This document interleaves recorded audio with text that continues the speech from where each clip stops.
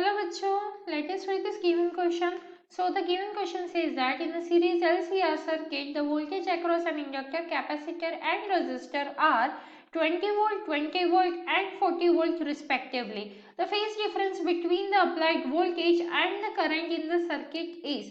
तो देखिए बच्चों यहाँ पे हमें बताया जा रहा है हमारा सर्किट कौन सा है, एलसीआर सर्किट है।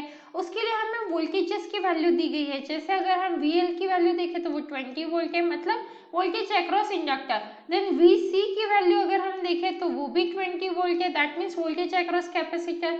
देन उन्होंने रजिस्टर, दैट मीन्स यहाँ पे वीआर की भी वैल्यू दी है और वो है 40 वोल्ट।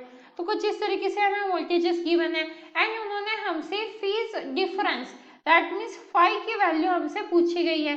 तो हमें एक फॉर्मूला पता है tan phi is equal to क्या होता है, tan phi is equal to, क्योंकि ये LCR सर्किट है इसीलिए ये XL माइनस XC हो जाएगा। ये L है and this is XL minus XC and divided bye क्या रहेगा, R रहेगा।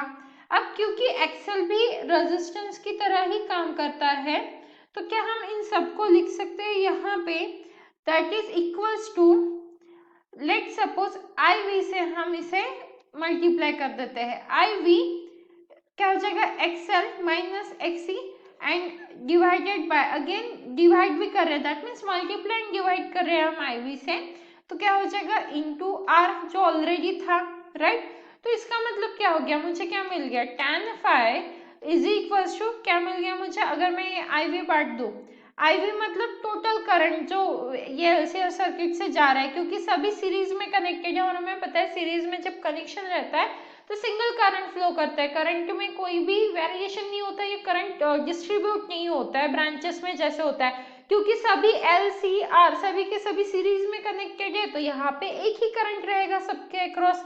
तो यहाँ पे IV इंटू XL माइनस यहाँ पे IV इंटू XC लिख सकते हैं, ये L है एंड ये C है, okay and divided bye, again क्या मिला हमें, IV इंटू R।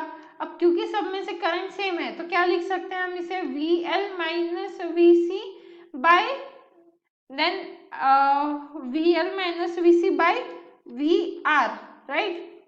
तो VL minus VC by VL। अब तो हमें वैल्यूज भी पता है, तो tan phi is equal to आ जाएगा हमारा 20 volt minus 20 volt and divided by 40 volt, that means ये आ गया 0। तो यहाँ से हमारे पास फाई की वैल्यू क्या आ जाएगी, that means tan inverse of 0 वो क्या आ जाएगा हमारा 0 डिग्री आ जाएगा। मतलब हम अगर ऑप्शन चेक करें तो जो हमारा ऑप्शन डी है वो परफेक्ट मैच कर रहे हैं। So option D is the final answer and I hope you understood it well. All the best.